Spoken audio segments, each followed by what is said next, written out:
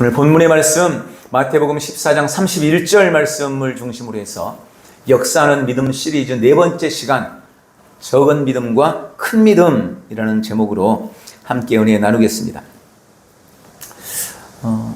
지금 시리즈 네 번째 시간이고, 지난주에는 두 종류의 믿음에 대해서 말씀을 드렸습니다. 하나님의 믿음이 있고 사람의 믿음이 있다. 혹은 하나님의 믿음과 같은 종류의 믿음이 있고 도마의 믿음과 같은 종류의 믿음이 있다라고 말씀을 드렸습니다. 우리가 믿음이라고 해서 두 종류의 믿음이라고 설명을 했지만, 사실 도마의 믿음, 사람의 믿음은 성경이 말씀하시는 믿음은 아닙니다. 왜냐하면 성경은 믿음은 바라는 것들의 실상이고 보지 못하는 것들의 증거라고 믿음의 정의를 내리기 때문입니다. 그런데 사람의 믿음, 도마의 믿음은 지각에 의한 믿음이고 감각에 의존한 믿음입니다. 그러므로 엄밀히 따지면 그것은 믿음이라고 할 수 없습니다. 그런데 안타깝게도 너무나 많은 성도들이 바로 이 사람의 믿음, 도마의 믿음과 같은 종류의 믿음, 감각과 지각에 의한 믿음의 연장선상에서 신앙하고 있고, 그 믿음으로 하나님을 믿고 그 믿음으로 예수님을 믿고 그 믿음으로 주님을 섬기고 있다라는 말씀을 드렸습니다. 그래서 우리의 신앙에, 우리의 그 믿음에 역사가 나타나지 않는 것이다 라는 것까지 말씀을 드렸습니다. 우리 성도가 가진 믿음은 하나님의 믿음입니다. 이것은 하나님의 선물입니다.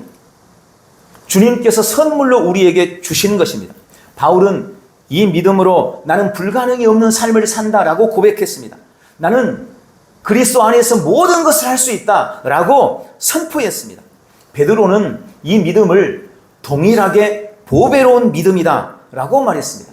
동일하게, 예수님과 동일한 믿음, 그리고 그 믿음은 보배로운 믿음이다. 어떻게 우리의 믿음이 보배로울 수 있을까요? 사람의 피를 보혈이라고 하지 않고 오직 예수님의 피만 보배로운 피라고 말하는 것처럼, 우리의 믿음은 보배로운 믿음일 수 없고 주님의 믿음, 그리스도의 믿음, 하나님의 믿음이기 때문에 보배로운 믿음이라고 부르는 것입니다.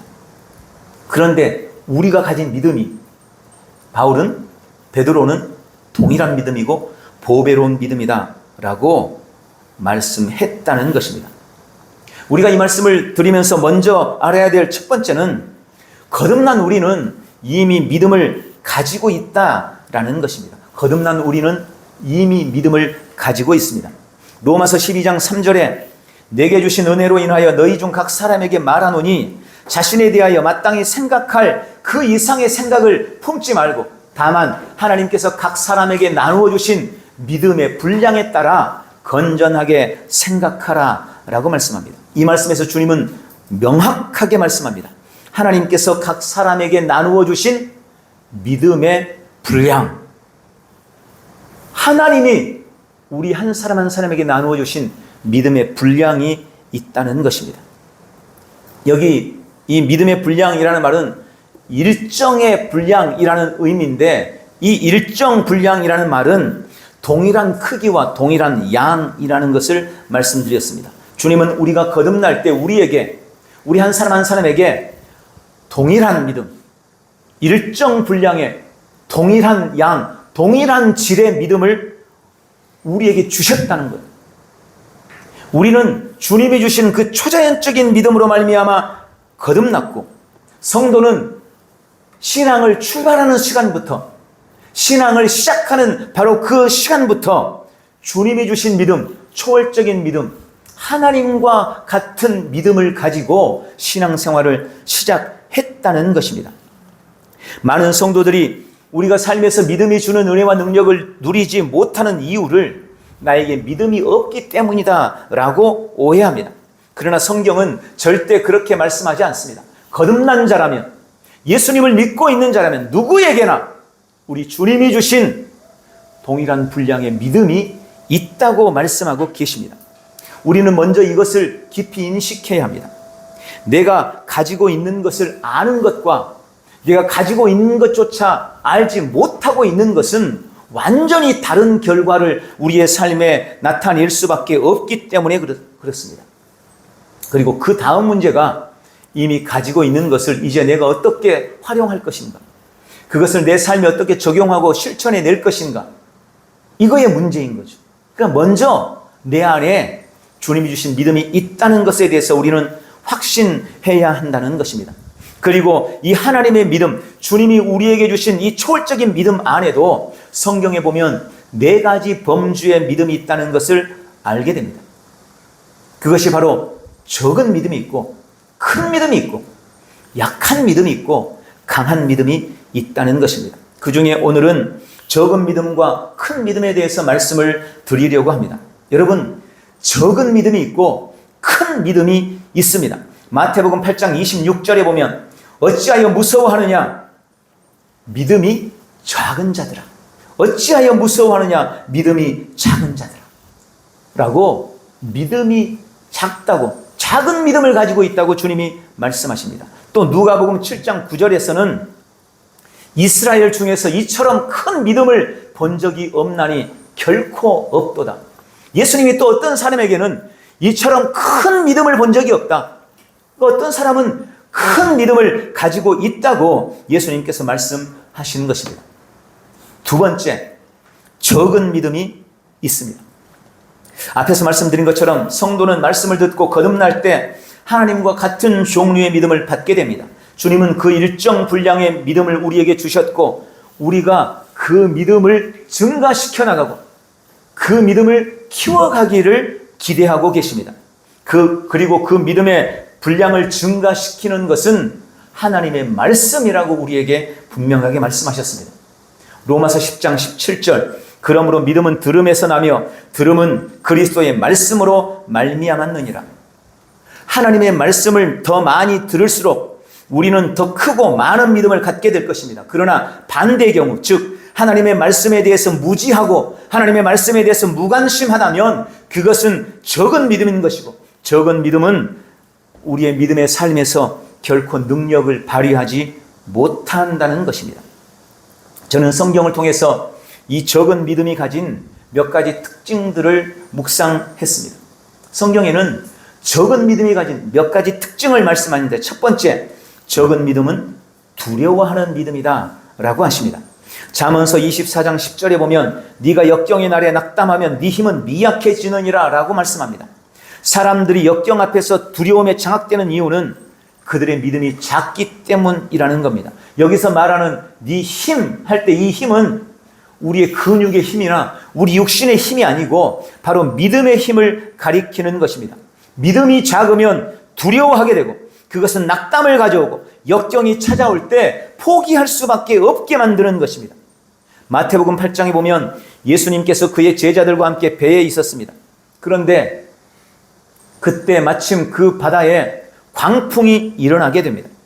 능숙한 어부들이었던 예수님의 제자들은 어떻게 해서든지 이 배를 위협하는 파도에 맞서서 이겨보려고 싸우고 있었습니다. 그런데 그때 예수님은 배 고물에서 주무시고 계셨다라고 성경은 기록합니다. 제자들은 어떻게 해서든지 그 파도와 바람을 이겨보려고 애를 썼지만 점점 상황은 악화되어 가고 있었고 결국 그들은 두 손 두 발을 들고 예수님을 흔들어 깨웁니다. 그러면서 주여 우리를 구하여 주옵소서, 우리가 죽게 되었습니다 라고 소리쳤습니다. 예수님이 깨어나셨을 때 그분은 전혀 동요함이 없으셨습니다. 그분은 두려움으로 펄쩍 뛰지 않으셨습니다. 그분은 마태복음 8장 26절에 오 너희 믿음이 적은 자들아 어찌하여 두려워하느냐 라고 하시며 바람과 바다를 향하여 꾸짖으셨습니다. 잠잠하라, 고요하라. 그러자 바람과 바다가 잔잔해졌다고 성경은 말씀합니다. 믿음이 적으면 성도라도 환경의 위협에 두려워하며 억눌리고 괴롭힘을 당하는 삶을 살게 되고 그런 힘들고 어려운 인생길에서 그들이 가진 그 믿음은 작기 때문에 환경이나 상황을 결코 이겨낼 수가 없다는 말입니다. 환경을 바꾸어 나갈 수가 없는 것입니다. 여러분, 믿음과 두려움은 절대 함께 갈 수 없습니다. 두려움이 커진다는 것은 믿음이 작아진다는 의미입니다. 두려움은 믿음을 방해하고 믿음을 축소시키기 때문입니다. 반대로 내가 믿음이 커져간다는 말은 두려움을 분쇄시키고 두려움이 위축되고 두려움이 작아진다는 의미인 것입니다. 그러므로 우리는 삶에 찾아오는 어떤 두려움도 우리 스스로에게 용납하지 말아야 합니다. 어떤 경우에도 두려움은 하나님의 뜻이 아니라는 것을 우리는 분명히 알고 삶의 어떤 인생의 문제 앞에서도 두려워하지 않기로 결단하시기를 주님의 이름으로 축원합니다. 두려워하면 그 믿음은 결코 큰 믿음일 수 없는 것입니다. 두 번째 작은 믿음의 특징은 적은 믿음은 의심하는 믿음이라는 것입니다. 오늘 본문의 배경이 되는 마태복음 14장에 보면 예수님께서는 들판에서 보리떡 5개와 물고기 2마리로 남자, 여자와 어린 아이를 뺀 5천여 명의 사람들을 먹이셨습니다. 수많은 사람들이 그 기적을 보고 예수님을 왕으로 세우려고 그를 따라다닙니다. 그때 예수님은 그들이 오는 것을 금지하시고 갑자기 늘 함께 다니던 제자들에게 너희가 먼저 배를 타고 갈릴리 바다로 건너가서 맞은편에서 나를 기다리라 라고 말씀합니다. 제자들은 그 말씀을 이상하게 생각했어요. 아니 우리끼리 배를 타고 가버리면 나중에 예수님 어떻게 오시려고 하지?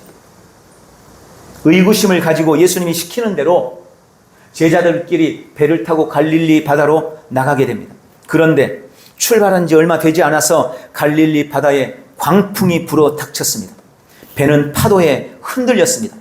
두려움에 떨고 있던 그들은 새벽 3시경 파도가 넘실거리는 저 멀리에서 어떤 흰 그림자가, 흰 형체가 그들에게 다가오고 있는 것을 보았습니다. 성경은 베드로와 다른 제자들이 이 형체를 보고 유령이라고 생각해서 두려움으로 비명을 질렀다고 기록하고 있습니다. 그러나 그분이 예수님이셨습니다. 그들이 소리 지르고 두려워하던 그때에 예수님께서 말씀합니다. 나다! 두려워하지 말라! 그때 베드로는 주님, 만일 주님이시거든 나에게 명하여 물 위로 오라소서라고 말합니다. 그때 예수님께서 와라, 오라 라고 하셨습니다. 베드로는 그 말을 듣고 배에서 내려 물 위를 걸어 예수님께 가고 있었습니다.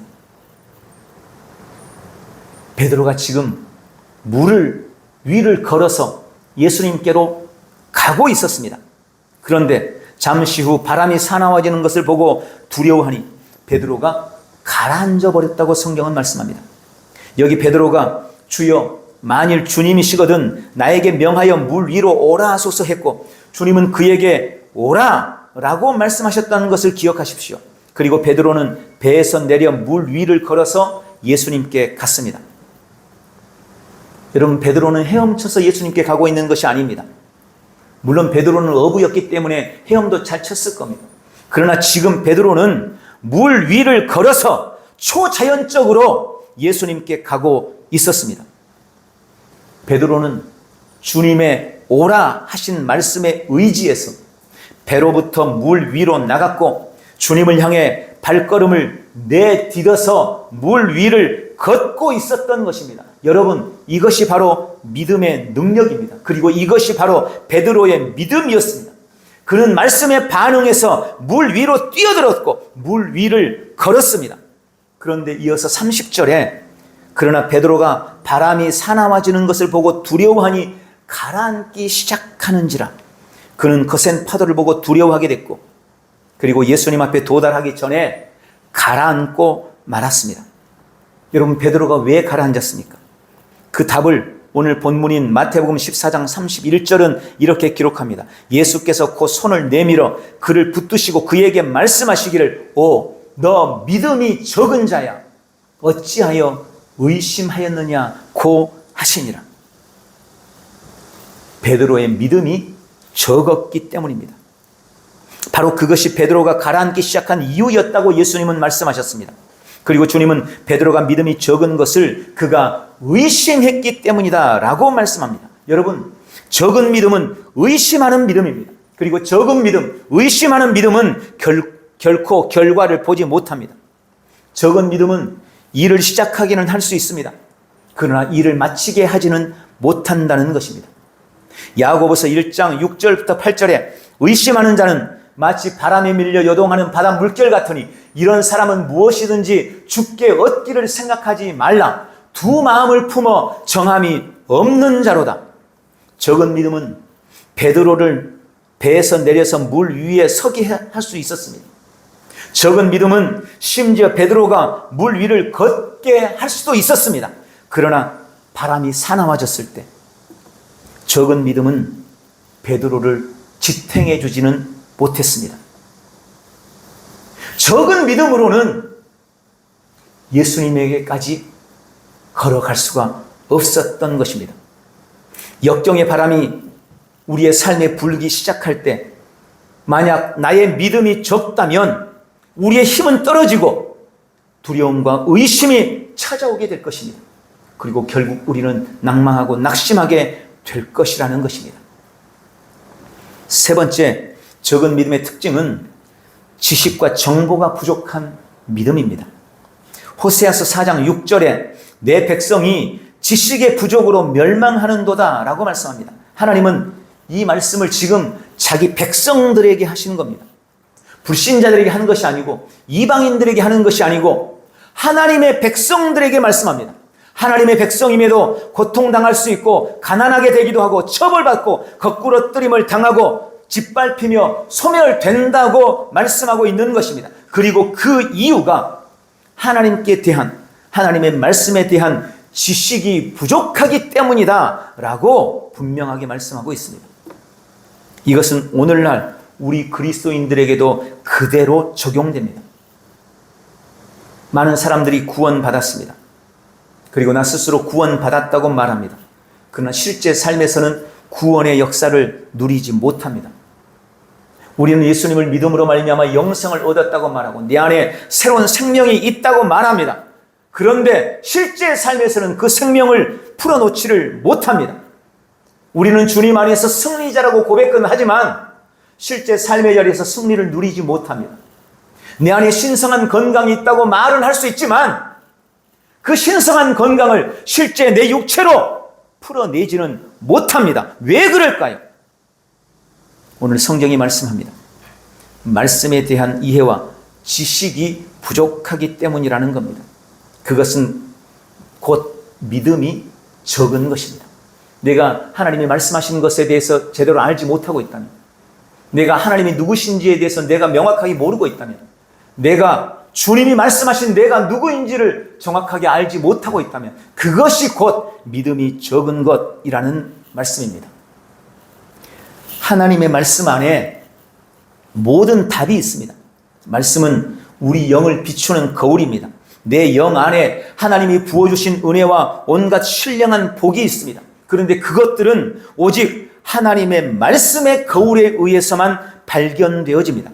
그런데 내가 말씀에 무지하니 그 은혜와 복을 발견할 수가 없고 발견하지를 못하는데 볼 수도 없는데 볼 수가 없으니 누릴 수는 더더욱 없는 것입니다. 여러분, 이것이 적은 믿음입니다. 뭔가 알고는 있는 것 같은데 제대로 모르는 거예요. 내가 있다고는 성경은 말씀하는데 나는 그것을 볼 수가 없는 거예요. 이게 믿음이 부족한 거예요. 성경은 믿음의 부족을 이렇게 설명하고 있는 것입니다. 적은 믿음은 두려워하는 믿음입니다. 적은 믿음은 의심하는 믿음입니다. 적은 믿음은 하나님과 말씀에 대한 지식과 정보가 부족한 믿음입니다. 그리고 그런 적은 믿음은 결과를 보지 못하게 합니다. 이에 비해 세 번째 큰 믿음이 있습니다. 성경에 예수님이 칭찬했던 큰 믿음의 사람들이 등장합니다. 그중 한 사람은 가나안 여인 스로보니게 여인이었습니다. 마태복음 15장 22절부터 28절. 그런데 보라, 한 가나안 여인이 그 지경에서 나오며 그에게 소리질러 말하기를 오 다윗의 아들이신 주여 나에게 자비를 베푸소서 내 딸이 마귀에게 심히 고통받나이다 라고 하더라. 그러자 주께서는 그녀에게 한 말씀도 대답하지 아니하시니라. 한 여인이 예수님을 따라오면서 계속 소리 질렀습니다. 나를 불쌍히 여겨주십시오. 내 딸이 귀신 들렸습니다. 고쳐주십시오. 소리소리 질렀습니다. 그런데 성경에 예수님은 한사코 그 여인의 말에 한 말씀도 하지 않고 있었습니다. 그러자 제자들이 개입합니다. 제자들이 와서 주께 간청하여 말하기를 여인이 우리 뒤에서 소리 지르오니 보내소서라고 하더라. 예수님이 한 말씀도 않고 가시니까 뒤에서 따라오던 제자들이 민망한 거예요. 제자들이 개입했어요. 주님, 저 여인이 뒤에서 소리를 저렇게 바락바락 지르고 있는데 어떻게 좀 보내시든지 어떻게 하시죠? 그때 예수님께서 말씀합니다. 주께서 대답하여 말씀하시기를 나는 이스라엘 집에 잃어버린 양 외에는 보냄을 받지 아니하였노라고 하셨다. 예수님께서 완벽하게 거절한 겁니다. 야, 저 여인은 이방 여자야. 나는 저 여자를 위해서 보냄을 받은 게 아니야. 라고 완전한 거절합니다. 그때 주께서 대답하여 그 여인이 와서 주께 경배하며 말씀드리기를 주여 나를 도와주옵소서라고 하더라. 여기 그 여인이 와서 주께 경배했다 이 말은 주님 앞에 엎드렸다는 말입니다. 그리고 그 여인은 주 앞에 부탁합니다. 주여 나를 도와주옵소서. 그런데 주님이 더 놀라운 말씀을 합니다. 주께서 대답하여 말씀하시기를 자녀의 빵을 가져다가 개들에게 던져주는 것이 옳지 않다 하시니 예수님이 말도 안 되는 말씀을 사실 하는 거예요. 도저히 예수님으로서는 하실 수 없는 말씀을 하신 겁니다. 그 여인을 개 취급한 것입니다. 그러자 그 여인이 말하기를 그러하옵니다. 주여 그러나 개들도 그들 주인의 식탁에서 떨어지는 부스러기를 먹나이다. 여인은 예수님의 그 모욕적인 말에 그것을 모욕으로 느끼지 않았습니다. 오히려 그것을 순순히 인정하고 주님 앞에 고백합니다. 주님 맞습니다. 주님이 나를 개 취급해도 나는 어쩔 수 없습니다. 그러나 개들도 주인의 상에서 떨어지는 식탁에서 떨어지는 부스러기를 먹습니다. 이 여인의 말을 듣고 예수께서 대답하여 그 여인에게 말씀하시기를 오 여인아 네 믿음이 크도다. 네가 바라는 대로 될지어다 라고 하시자 그 여인의 딸이 그 시각으로 나으니라. 여기 28절에 예수님이 그 여인을 가리켜 오 여인아 네 믿음이 크도다. 네가 바라는 대로 될지어다 라고 말씀합니다. 여기 이 사건 속에서 이 여인의 간청과 예수님의 거절, 그에 대한 여인의 태도를 주목하시기 바랍니다. 예수님은 지금 이 여인을 테스트하셨습니다. 주님은 그녀에게 네가 갈망하는 것을 가질 수 없을 것이라고 분명하게 말씀하셨습니다. 예수님은 그녀가 모욕적이라고 느끼기에 충분하도록 그녀를 무시했고 냉대했습니다. 그러나 그럼에도 그녀는 포기하지 않고 예수님께 대한 지식을 근거로 믿음으로 반응했습니다. 큰 믿음은 반대에도 불구하고 포기하지 않는 믿음입니다. 큰 믿음은 도전 앞에서 굴하지 않는 믿음입니다. 큰 믿음은 자신을 온전히 내려놓고 말씀만 붙잡는 믿음입니다. 너무나 많은 사람들이 문제 앞에서 너무 뒤로 물러나 버립니다. 도전 앞에서 너무 쉽게 포기해버립니다. 자신을 내려놓지를 못합니다. 믿음보다 자기 자존심을 더 앞세웁니다. 그런 믿음은 절대 큰 믿음일 수 없다는 것입니다. 그리고 오늘 또 하나의 큰 믿음이 나옵니다. 누가복음 7장 9절 예수께서 들으시고 그에게 놀랍게 여겨 자기를 따르는 무리를 돌아보며 말씀하시기를 내가 너희에게 말하노니 이스라엘 중에서 이처럼 큰 믿음을 본 적이 없나니 결코 없도다 라고 하시더라. 이것은 로마의 백부장에게 주님이 하신 말씀입니다. 주님은 백부장의 믿음 역시 큰 믿음이라고 칭찬하십니다. 우리는 이 사건의 배경도 역시 알고 있습니다. 예수님께서 지나가실 때 로마의 백부장이 찾아왔습니다. 자신의 종이 병들었다며 예수님께서 자기의 종의 병을 고쳐주기를 간청했습니다. 그런데 막상 예수님이 그래 내가 너희 집에 가서 고쳐주겠다라고 말씀했을 때 이 백부장은 손사래를 치면서 거절합니다. 아니요, 주님. 주님이 우리 집에 오는 것을 저는 감당할 수가 없습니다. 여기서 말씀만 하십시오. 그러면 내 종이 나을 겁니다. 그러면서 자신의 이야기를 하는 겁니다. 나도 나에게 상관이 있고 내 밑에도 많은 종들이 있습니다. 그런데 상관이 나에게 오라 하면 오고 가라 하면 갑니다. 내가 내 종들에게, 내 부하들에게 오라 하면 오고 가라 하면 갑니다. 그냥 말씀만 하십시오. 그러면 내 종이 나을 것입니다. 이 말을 듣고 예수님은 이것을 놀랍게 여기셨고, 오늘 9절의 말씀처럼 내가 이처럼 큰 믿음을 본 적이 없다, 결코 없다 라고 하며 그를 칭찬하셨습니다. 여러분, 오늘 믿음이 크다고 인정받은 이 두 사람의 공통적인 특징은 그들은 예수님이 누구신지, 예수님이 어떤 분이신지를 분명히 알았고, 그리고 그것을 그들의 고백에 담았다는 것입니다. 우리 입의 말은 내 안에 있는 것들의 표현입니다.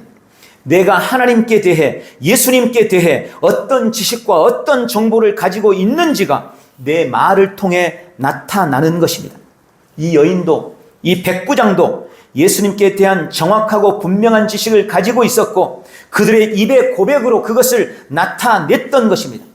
주님은 환경보다, 상황보다 예수님을 더 크게 보았던 그들의 그 말, 그들의 그 고백을 듣고 그들에게 큰 믿음이라고 칭찬하셨습니다.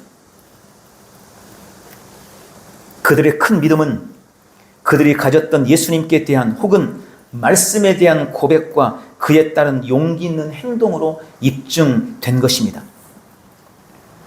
우리가 어떤 주제에 대해 혹은 우리 인생에 찾아오는 어떤 문제들에 대해 하나님의 말씀으로 말미암아 충분한 영적인 정보를 가지고 있지 못하다면 그 사람의 믿음은 적을 수밖에 없습니다.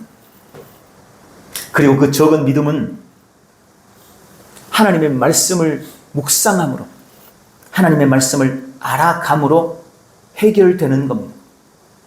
내가 질병에 대해 어떤 문제를 갖고 있을 때 그 질병을 이길 수 있는 믿음, 큰 믿음을 소유하기 위해서는 그 질병에 대해서 하나님이 뭐라고 말씀하시는지, 그 질병에 대해서 성경이 뭐라고 기록되어 있는지 성경을 들여다볼 수밖에 없는 거예요. 그리고 그 성경에서 질병에 대해서 말씀하시는 말씀을 내가 많이 알고 배우고 묵상할수록 그 사람의 믿음은 클 수밖에 없는 것입니다. 내 믿음이 키워져 가는 방법, 내 믿음을 크게 하는 방법은 다른 게 아니에요. 하나님의 말씀을 듣고, 말씀을 읽고, 말씀을 배우고, 말씀을 묵상하는 것뿐입니다.